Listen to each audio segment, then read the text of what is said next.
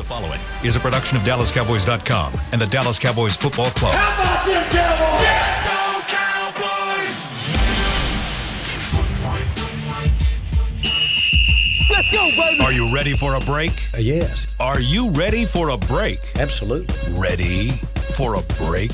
Yeah, and so much for that. It's time for The Break on DallasCowboys.com. We were on a break! With Nick Eatman, David Hellman, Ambar Garcia, and Derek Eagleton.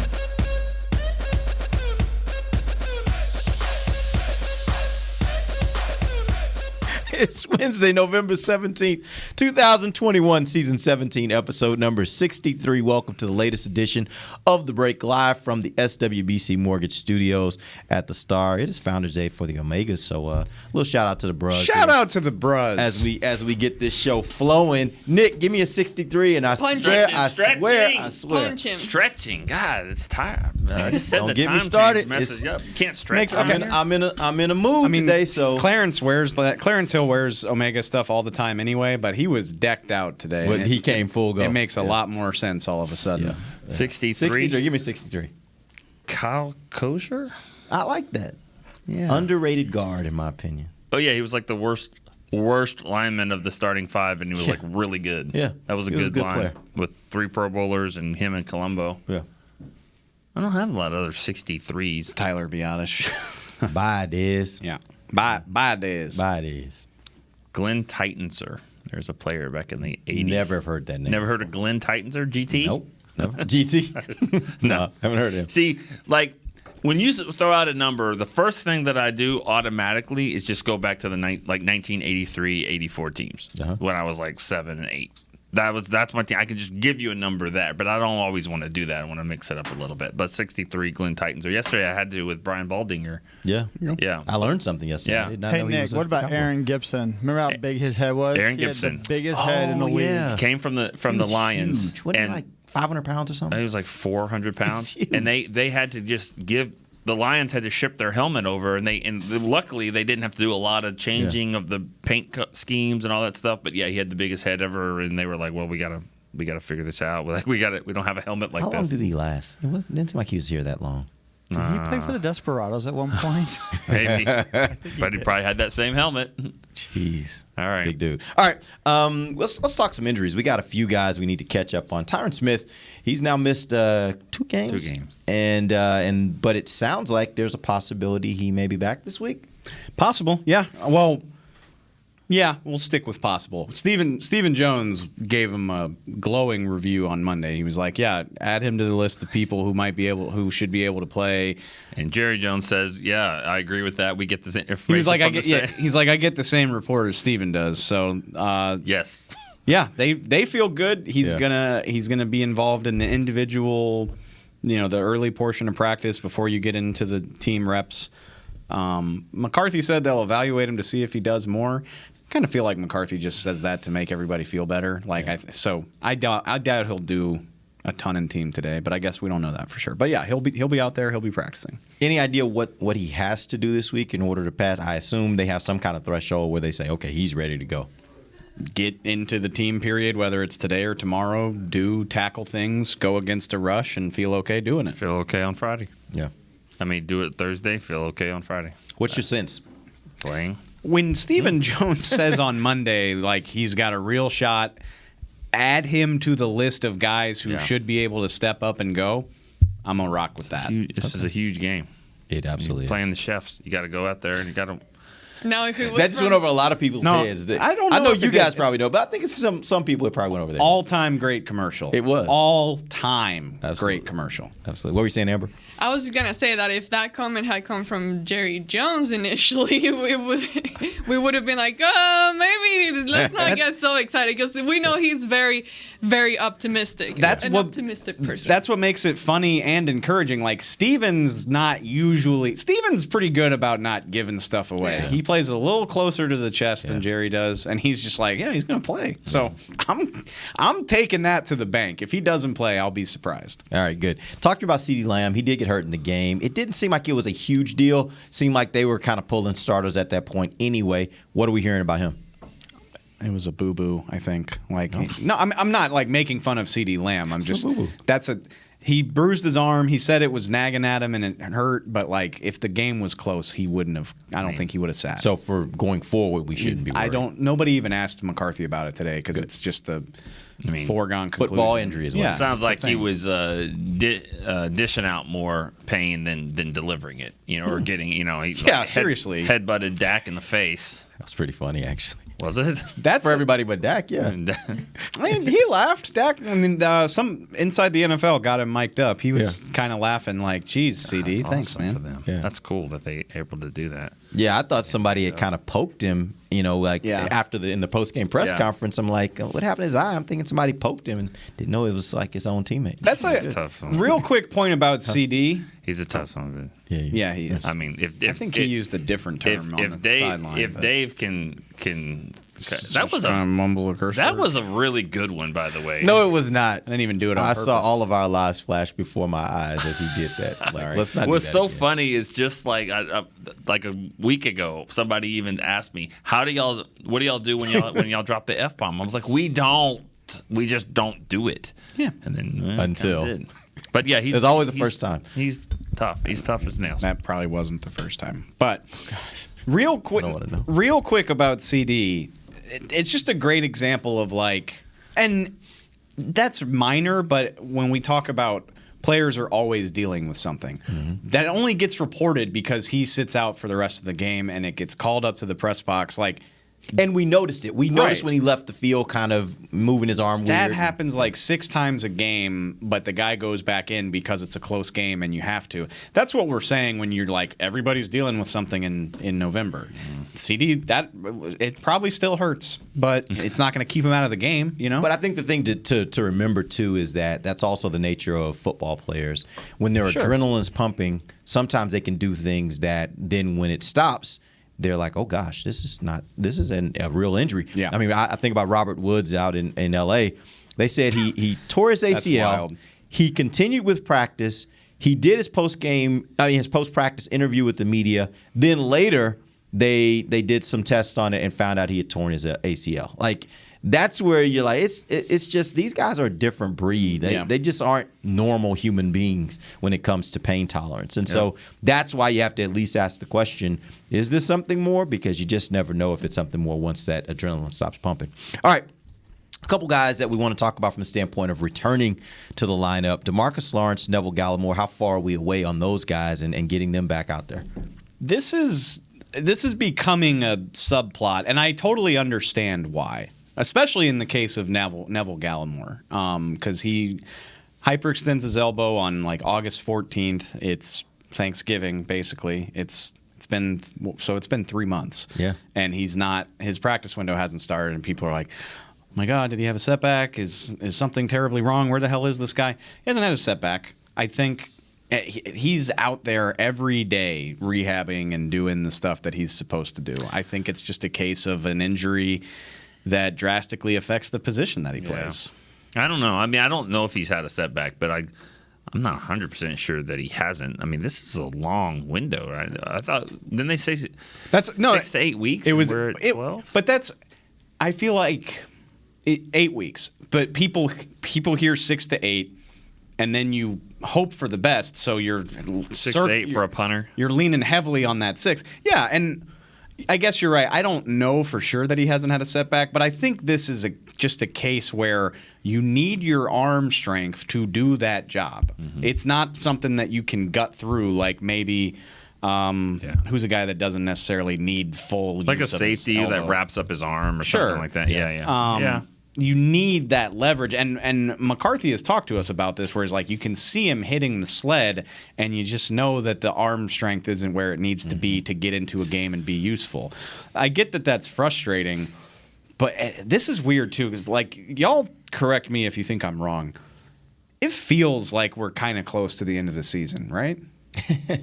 In your mind, does it kind of feel that way? Yeah. Once you start getting to Thanksgiving. Yeah. Yeah. There's 8 games left to play. We're halfway through. They are at the halfway, but it just kind of feels in my mind like you're like a month away because December is the end of the season. But they go 2 weeks into January this year because of the 17th game. There's a lot of football left. Yeah. And so I get that it's frustrating, but I don't think it's a huge deal. And I don't think you're going to see DeMarcus or Gallimore until December probably. But even then, you're talking about having them for 5 or 6 games But maybe. do you think, I mean, because last year it was exciting, the things that we got to see from him, but then with him being out this long, do you guys see it like really affecting kind of his improvement that he was already doing and it taking him maybe a couple of weeks to even, I mean, my point is like he's been out this long, then he comes back, let's say December, and then even then you're not really getting much use out of him because it's kind of taking him a while to get that raw stuff himself. Yeah. So at that point, January is when you're really getting good use out of him? Absolutely, yeah. But you don't need him. That's the great part, right? Talking about Gallimore? Yeah. Okay. Yeah. Make sure I'm we're not definitely talking talking about about Tank. Gallimore. No. But there's so many guys playing defensive tackle and playing defensive tackle well. You don't need him. So whatever he can give you at that point is kind of gravy, right? That's where I'm at. If and no one else gets injured, Good point. of at course. this point of the season, that's when that starts happening. I'm not trying to spin it as this positive that these guys aren't available, but it at least is fun to think. So we said Thanksgiving, right? Initially, we know that's not happening, and now I'm thinking like December 12th, December 19th. Those are for Gallimore. for both of them. Probably. I don't know. I see. If you could look out the window and see Tank, I would imagine you'd see someone that looks pretty damn good. Pretty good. Like I've seen worse. You've had just this premonition. If you where could you've see seen him. If you could see him, Yeah. he I think looks you'd see like it. he's working out and in shape, and I think he. Yeah, I've had that same dream. Like, it's just this like vision I his see. footwork looks good for a guy Yeah. that broke his foot. Looks- if you could see him, would probably look better than the guy that's probably out there rehabbing with him and is going to play on Sunday. Well, We're getting a little crazy here. D-Law. I didn't have that dream, but go ahead. Let me go back to Gallimore about. Tell us more. Yeah. Well, I don't know. I woke up, so I don't know after that. You lost. Yeah. I think Gallimore, though, you're like, well, you don't really need him. Like 43-3 was nice. Yeah. We're only about 12 days removed from like the Bronco Nagurski just running through them and all that. So somebody was needed there, was getting their ass kicked on that D line. So I'm just saying, they could shore up the running game a little bit more. There's been some times, especially when you get a team that really likes to do that. So I'm not sure he's the guy to do it, but I mean, somebody is needed. Yep. Him, Urban, somebody coming back. I completely agree. I don't want to say they don't need him, but I do. The fun thing for me, you'd love to have both of them back ASAP. But again, let's just say December 19th, just as a hypothetical date that they can both play. Giants. That's still, Giants game. That still gives you. So that gives you Giants, Washington, Cardinals, Eagles. That gives you a month of games. Did you say bye? Yeah, bye after that. After that, okay. Well, one seed. Whatever, however you want to call it. Why not? That gives you a month of games, and then what's the end goal for this team? The playoffs. Yeah. So now you get 4 games to round those guys into form and get humming as you get into what matters. Yeah. Where this is unusual territory for the Cowboys because even in 18 they were trying to catch up. They were trying to gain ground because they started 3-5. This is a weird situation where all these games are important and you got to win them, but you have that target in mind of we're not trying to make the playoffs. We are in the playoffs and we got to get ready for those games, I mean, I know that makes people uncomfortable, but it does. That's where this team's thought process should be. But the thing is these 4 or 5 games in a row are tough. This is going to be the toughest stretch right here. And we're going to get to that a little bit more as we go through the week and talk about Kansas City. They've gotten to this point without those guys. Yeah. So it's not the situation where we need you back because we're a game back in the standings and we got to do this. It's we're 99% going to win the division, or 95%, whatever you want to say it. Yep. And again, that's not to diminish the games ahead on the schedule, but there are larger things you need to consider as well. I feel like up until this point we've been, or at least me, I'm like, okay, take your time, it's okay. But now I'm Get like, Nancy? okay, Get Nancy? hurry up, let's get moving here. Come back. It is the number one thing that we get asked. Like, it's our mailbag today on the site. I get 5 tweets about it an hour, and I get it. I completely understand why it frustrates people, but there's at least a benefit to it. There's a lot of football left to go. I tell you what, like this week, I would love to see, and this is when we go out to practice, I would love to see Randy Gregory on those cords, because Gregory can come back after the Thanksgiving Day game if he misses 3 games. But we saw with Dak, we saw I know every calf injury is different, I get it, but like we saw with Dak, he was kind of on those cords probably 10 days or so before he actually played in the game. So it would be nice if Gregory can come back soon. It would be nice to see him start already rehabbing. It's unfair to compare, but McCarthy did say it's more of a Dak calf injury than a Gallup calf injury, which is very encouraging. Yep. All right, we're gonna take our first break. When we come back, we're gonna be joined by Bucky Brooks of NFL Network. We're gonna talk about the Kansas City offense versus the Dallas defense. We'll do that when we come right back. This is DallasCowboys.com radio. Before there was a draft, you could size up a cowboy by 3 simple factors: the crease in his hat, the bend of his brim, and his unbending attitude. A man Stetson didn't just protect him from what life threw at him, it projected a rugged, unstoppable spirit. Stetson hats are still American-made with pride right here in Texas. They're still the unofficial crown of all self-respecting cowboys, and Stetson is proud to be on the field with America's team. Find a retailer nearest you at stetson.com/cowboys. The Cowboys way, where 16 Hall of Famers and 5 championships shows us what success looks like.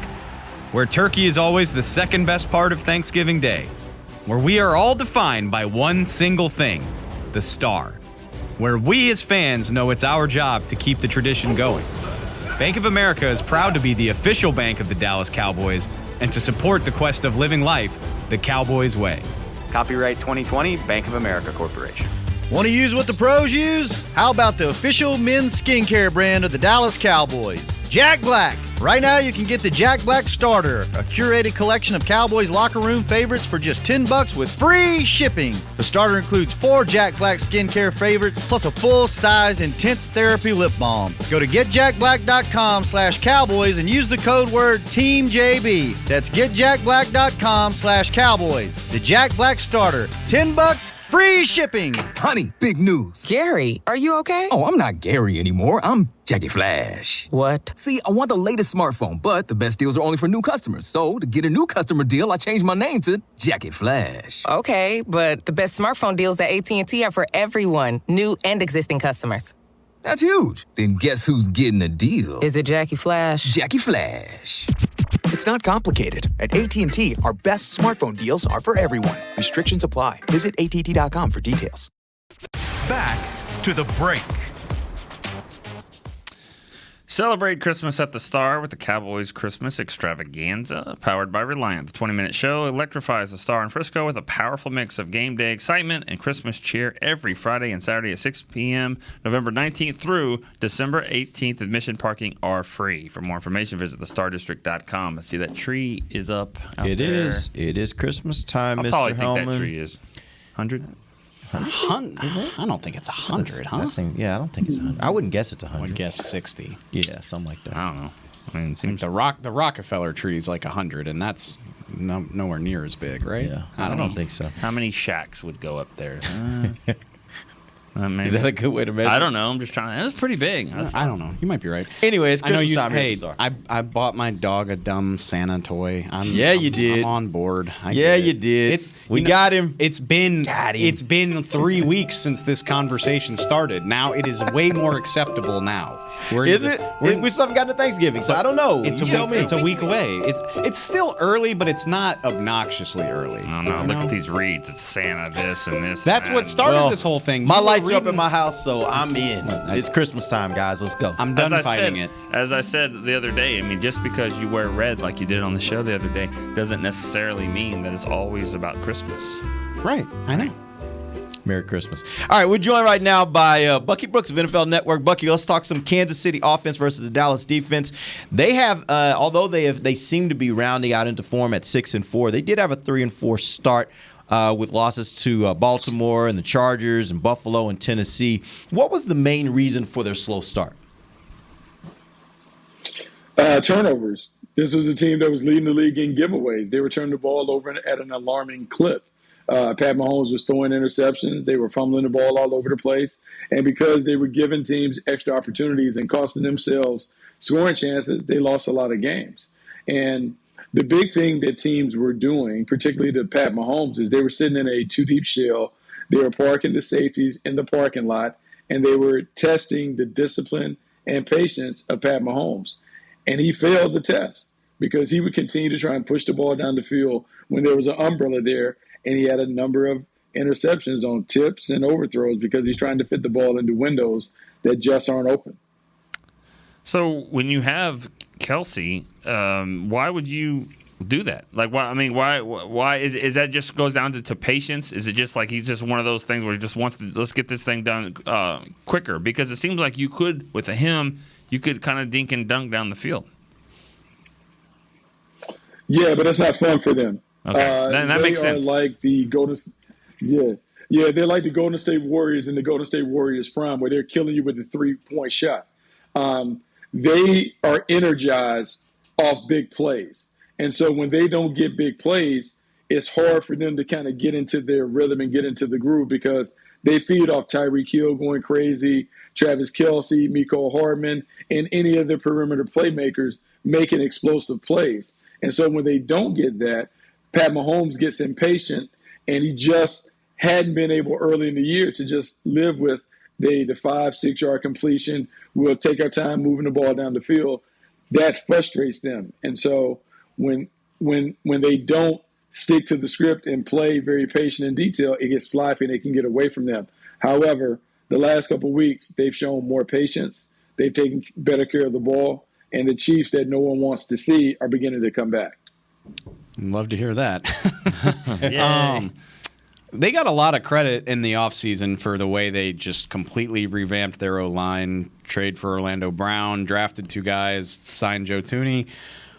But it hasn't looked that great for all the talent, at least not to this point in the season. Is that just a time on task thing, or is somebody not playing up to their reputation? What's kind of been the story there? Orlando Brown is not what they thought he would be. And, they kind of thought that they could put him in and put him at a premier spot and he would succeed because that's what he wants. He wants to be known as a left tackle as opposed to a right tackle. But his game is better suited to being a run-heavy offense. Too many snaps and pass protection, not good for him. The rest of the young guys are coming on well.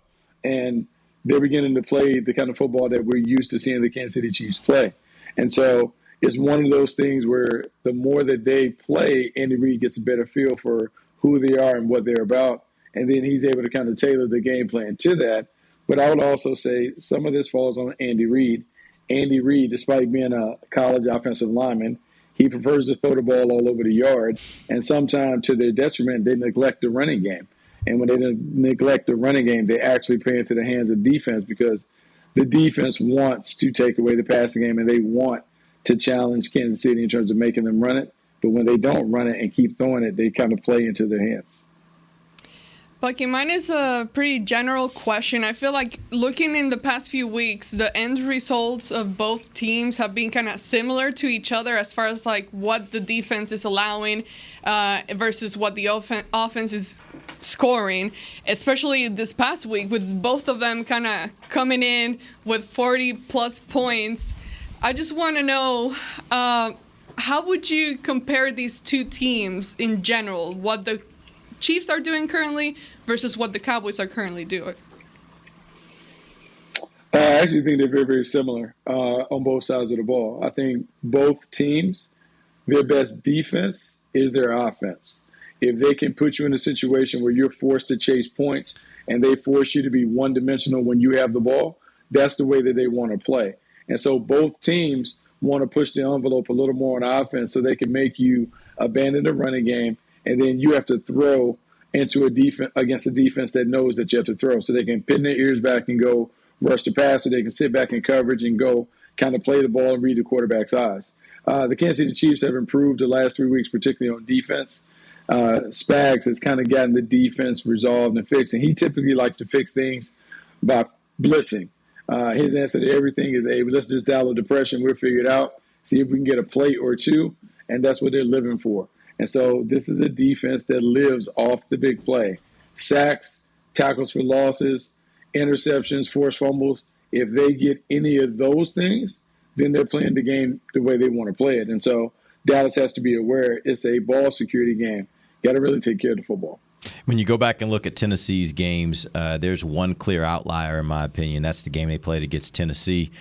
Tennessee held them to 3 points, their lowest output all season.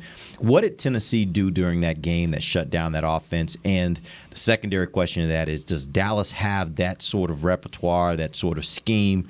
Is that something that Dallas is capable of doing to have similar results? Well, one thing that you have to know, when you play Tennessee, you get into a street fight. Their answer for everything is more physicality, more toughness. They want to make it an ugly contest by putting their bodies on you and seeing if you have the mental and physical toughness to withstand that steady barrage of body blows that they throw at you. The Cowboys certainly can do that, because when the Cowboys want to, they can be as physical as any other team in football. But it's going to require up front, the defense is going to have to play big boy ball, meaning they have to be able to win their matchups in the trenches. They have to be able to get around and make the quarterback uncomfortable. And if they can make the quarterback uncomfortable without having to bring added rushers, then they can sit back in coverage and make him throw the ball in front of the defense and rally and tackle. But it's going to have to be a team effort, a concerted effort between the pass rush and the coverage. Everybody has to be working on the same page, and they have to bring their A games on Sunday. Bucky, I see where Byron Pringle, their receiver, runs in the 4.4 range. And so Mecole Hardman can run, obviously Tyreek Hill. If those three guys were running a relay race and you were the fourth one, could the Chiefs still win the race with those three and you? Can you still bring it? And also, can Tyreek kind of make up for it if you can't? Oh, yeah, they can bring it. See, because when you run a 4x1, Nick, what you can do is you can shorten how much I have to run at the end. So you take off and hand it to Tyreek. I can either get the baton. What I would do is I would start with Tyreek to make sure that I had a big lead, and then they would give me the baton at the very end of the exchange zone. So I'm only running maybe 85, 90 meters. All I got to do then is just hold on for dear life. And I can hold on a little bit, but I need a big lead, and I'm just going to close my eyes. And even though I hear the spikes ticking behind me, tick, tick, tick, tick, tick, tick, tick, I'm just going to lean at the tape and see if I can finish it. But they are a fast. Yeah, they are. I mean, they are a fast team. And when they get going, it is problematic. So it'll be interesting to see how the Cowboys practice. Sometimes when you play a team as fast as those guys, you'll put your scout team receivers 2 or 3 yards down the field so the guys can get used to feeling that pressure on their cushion when they're backpedaling, so they can get used to anticipating that speed.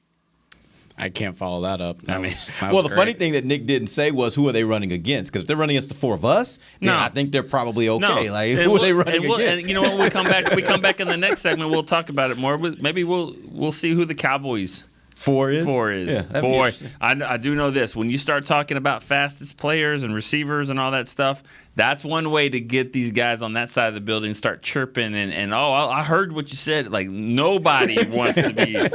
If you're a skill player, if we mention 4 guys, there will be 3 or 4 others that are like, "Hello, you miss me." Is it me? Yeah. Hey, real quick, did you have another? Real quick, before we let you go, I did want to have one other question. Understanding what Dallas has done on defense, how would you strategically defend guys like Hill and Kelce? Because obviously they are really great, and they're really great with yards after the catch. How do you think what do you think is the best way to defend an offense like that with those two players? So, man, here's the dilemma, right? The teams that have had the most success have played a lot of cover 2 against them. 2 deep safeties, split the field, line those guys up at about 15 to 16 yards. Minimal pressure in terms of blitz pressure, line up and play coverage and make Pat Mahomes throw the check down. He can have as much time as he wants to throw, but he's going to have to throw the check down, and we're not going to let the ball fly over the head. The Cowboys haven't been a big cover 2 team to this point. I don't know if they practice it enough. If they do what they've traditionally done, it'll be some man coverage. It'll be some traditional regular zone. I think the number one thing has to be no deep balls.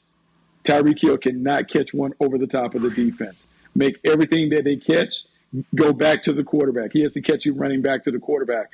The second thing, I need all 11 running to the ball like madmen, because this is a rally and tackle game. So whenever they catch it, they can have it, but I don't want them to get extra yards after the catch. So that means defensive linemen, when you rush the passer, when the ball is thrown, I need everybody running back to find the ball. Linebackers and everybody. It has to be all hands on deck. We need everybody throwing bodies to get them down. And so if they keep the ball from going over the head and they rally and tackle, they certainly can contain them. And then in the red zone, when you play that way, the red zone, you get 3 additional defenders, the 2 sidelines and the end marker. So now you got 14 bodies on the field, keep it in front. And as long as you can make them kick field goals, it's a win. They can have as many yards as they want to in between the 20s. You got to be great in the red zone. They do that, the Cowboys can win. All right, good stuff, Bucky. We'll have you back tomorrow. We'll talk a little bit about the Kansas City defense versus the Cowboys offense. We're going to take our final break. Let's get back. Let's talk some more about this Dallas defense and how they're going to match up. We'll do that when we come right back. This is DallasCowboys.com radio. Hi, I'm Clint Tillison with... And I'm Jay Novacek, and we're both with... United Ag and Turf, the official tractor provider of the Dallas Cowboys. So, if you need a tractor to bale some hay, a mower to cut some grass, or a gator to get some chores done... Get a John Deere at United Ag and Turf. And then, let's get to work. Hey, Jay, that's my line. Well, not today. Get to work with a John Deere tractor package that's just right for you and your budget. Visit UnitedAgAndTurf.com. Honey, big news. Gary, are you okay? Oh, I'm not Gary anymore. I'm Jackie Flash. What? See, I want the latest smartphone, but the best deals are only for new customers. So, to get a new customer deal, I changed my name to Jackie Flash. Okay, but the best smartphone deals at AT&T are for everyone, new and existing customers. That's huge. Then guess who's getting a deal? Is it Jackie Flash? Jackie Flash. It's not complicated. At AT&T, our best smartphone deals are for everyone. Restrictions apply. Visit att.com for details. New Dr. Pepper Zero Sugar. You deserve it. I do deserve that. You deserve decadent flavor without sugar. And a day at the beach without sand getting everywhere. And a relaxing bath that your children don't interrupt. I deserve all that? It's really just a visual metaphor for Dr. Pepper Zero Sugar. Everything you want, nothing you don't. A visual metaphor on the radio. I do deserve that. Dr. Pepper Zero Sugar. The zero you deserve is finally here. Before there was a draft, you could size up a cowboy by 3 simple factors: the crease in his hat, the bend of his brim, and his unbending attitude. A man's Stetson didn't just protect him from what life threw at him, it projected a rugged, unstoppable spirit. Stetson hats are still American-made with pride right here in Texas. They're still the unofficial crown of all self-respecting cowboys, and Stetson is proud to be on the field with America's team. Find a retailer nearest you at stetson.com/cowboys. Back to the break. This holiday season, visit the Star to get your photo with Santa, presented by Monument Realty. Santa Claus will be at his Cowboys-themed cottage in the Star District, across from Ascension on the Star Boulevard from November 26th through December 24th. He's cutting it close. Yeah, he is. For more information and to book your photo, guys, visit thestardistrict.com/Santa. Welcome back. This is the final segment. Oh, you should be doing this, Reed. On the break. Wow. Live from the SWBC Mortgage Studios at the Star. The slow joined jams by tonight. Joined by Nikki. 97.9, the slow jam. And Amber Here's Garcia. Keith Sweat coming That is at you. creepy. Coming up next, here's some Luther Vandross. Date night, baby. Yeah. Let's go. All right. Let's jump Sweat. into this. Let's Keith jump Sweat's into this final segment. I do want to talk about something I started the conversation a little bit with Bucky on. I want to get you guys' opinion. Actually, Dallas is ranked 31st right now in yards after catch. They are allowing 6.23 yards after each reception on average. McCarthy says, he said in his press conference this morning, that Kansas City kills teams with their YAC, their yards after catch. Is this the most important stat for Dallas's defense this week? If we look at this stat at the end of the game, will it dictate who won this game? No. I mean, it's very important. Don't get me wrong, and it's been a problem. I haven't done the numbers since the bye week, but they gave up 27 in the first 6 weeks of the year. That speaks volumes, and it's still I think it's probably been better, but it still is a thing, and that's what these guys do. Like for all the. We were just saying this during the break. Like, for all the worry about Tyreek Hill beating you over the top, how about Tyreek Hill stopping short, catching a 13-yard hitch, slipping his guy, and going 28 more? You know, that is what's terrifying. But that's not what's going to decide this. Turnover margin. I know. I mean, that's basic. But Pat Mahomes loves to give you opportunities. He loves it, and it's worked out for him the vast majority of his career. He should have absolute confidence in himself. But, I mean, if they can get 2 or maybe even 3, I mean, that's what's going to decide this game for me. Well, I mean, the way that Bucky was talking about it, too, whether the Cowboys play that, 2 safeties back like that. I haven't seen them do much of that this year at all. Either way, though, the premise is going to be keep him in front of you. Make him, dump it off short. And if it's 3rd and 12 and the guy catches a screen and gets 9 yards, I mean, yeah, he's going to get 10 or 11 yards of YAC, but the punter's coming out. So if you can keep him in front, sometimes that stat can be a little bit misleading if your goal is to keep everything in front and then go up and make the tackle. It's a really good point, though. Jaron Kearse has lived in the box this season. Like, they don't drop 2 safeties very often. And that has flummoxed Mahomes all season. Like, that's kind of been the book on him. Keeping 2 back. Yeah. And Gus Bradley's a cover 3 guy. He's got history in Seattle as well. And he just stubbornly ran cover 3 on Sunday night. And they murdered Destroyed him. They murdered him. Should let Rod call it. Yeah, he might have been, for all I. That's it very much reminded me of a we do what we do game plan, and the nameless, faceless opponent. The Chiefs were like, awesome, thank you so much. So and we know Dan Quinn he hasn't been that way. It hasn't been boilerplate, but I wonder if. Is it as easy as being like, well, we need to that? Maybe this is a scenario where we see more of the other guys. Maybe we see more of Malik Hooker this week than we have because Hooker and Casey both back there. They need a guy in coverage, and I don't know the answer to that, but it's interesting to think about. I think, like we've talked about, one of the main problems that this Cowboys defense has is allowing big plays. Bucky talked about that, big plays that Kansas City does. But then also, we've seen how the defense, they'll make a really good play, but then the one after that, and that goes back to your stat, I think.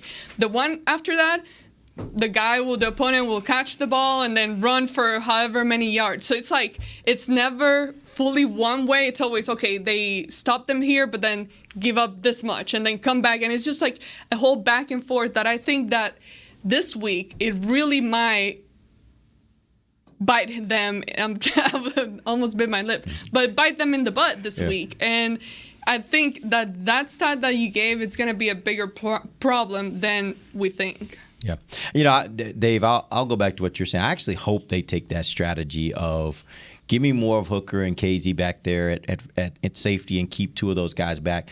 But then let's lose Kearse as your nickel linebacker. And so really you're going to have 3 safeties on the field. This is not a team that scares me at all when it comes to running the ball.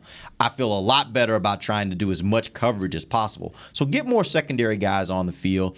Kearse is a big guy, so he can play that nickel linebacker position. I think you do something like that, and you might create a lot more opportunity for yourself to keep more guys back who can cover and possibly get some turnovers. That's the fun thing about Kearse is it's not as simple as like, well, he's a safety, so you got to take him off and put another safety. No, he plays linebacker. He's basically a dime nickel linebacker. Put him on Kelce. Here's what Keanu Neal kind of does as well, right? If Micah and Kearse are the only 2 linebackers, quote unquote, that play in this game, that's fine with me. Just get as much speed onto the field as possible. If they do not win the turnover battle, do you think that the Cowboys can still beat them?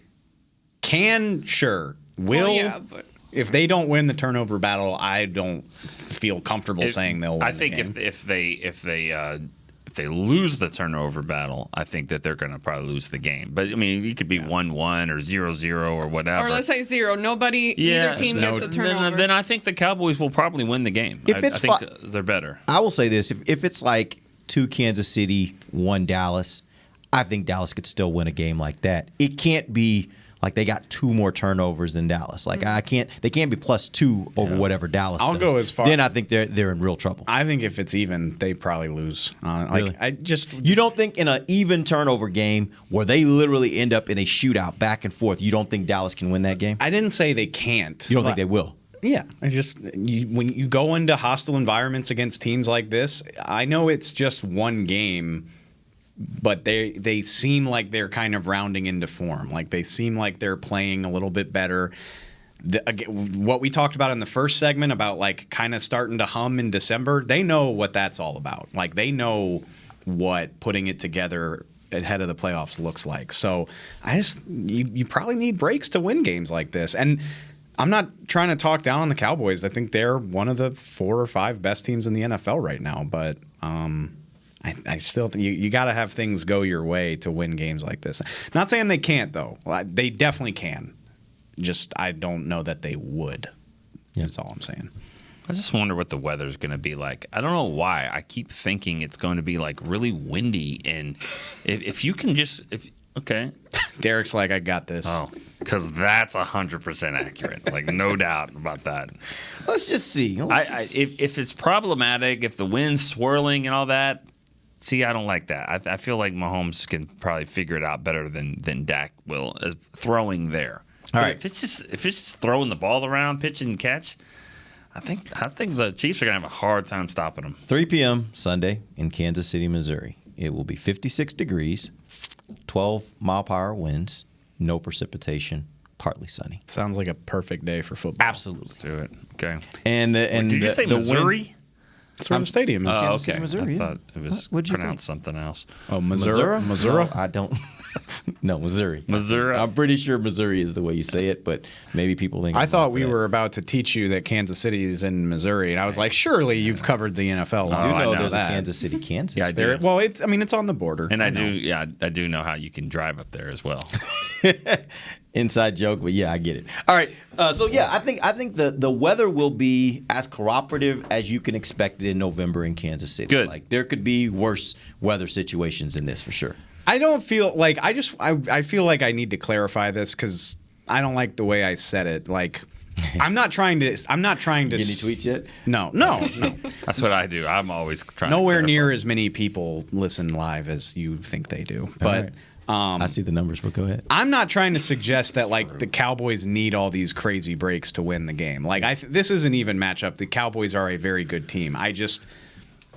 Tough to win on the road against really good teams. It just is. That's all I'm saying. All right. Appreciate you guys joining us. We'll be back tomorrow. We're going to talk about the Cowboys offense versus the Kansas City defense. That should be a favorable matchup for Dallas, but we'll get into it tomorrow. Till then, for Nick Eatman, Dave Hellman, Amber Garcia, I am Derek Eagleton. This has been The Break, live on DallasCowboys.com.